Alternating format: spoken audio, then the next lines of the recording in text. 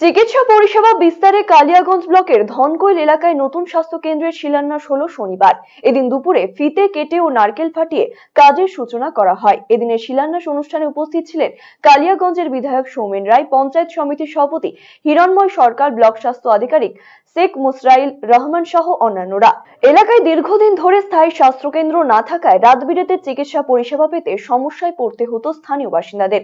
বিধায়ক সৌমেন রায় জানিয়েছেন, আনুমানিক 30 লক্ষ টাকা বরাদ্দ করা হয়েছে স্বাস্থ্য কেন্দ্র নির্মাণের জন্য। এতে খুশি গ্রামের মানুষেরা।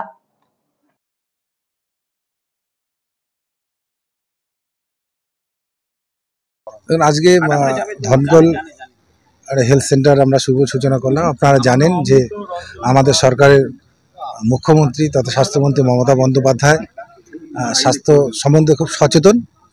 উনি সরকারে আসার পর, মুখ্যমন্ত্রী হওয়ার পর সারা বাংলা জুড়ে স্বাস্থ্যের একটা আমূল পরিবর্তন ঘটেছে।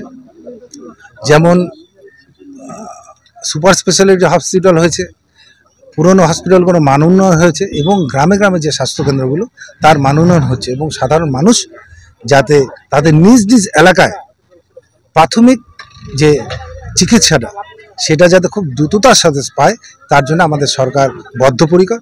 আর সেগুলোকে বাস্তবায়িত করবার জন্য আমরা এই ধনকৈলে একটা প্রাথমিক স্বাস্থ্যকেন্দ্র সূচনা করলাম। এটার কাজ আজ থেকে শুরু হলো। আগামী দিন এখান থেকেও আমাদের সরকার স্বাস্থ্য পরিষেবাটা দিয়ে যাবে।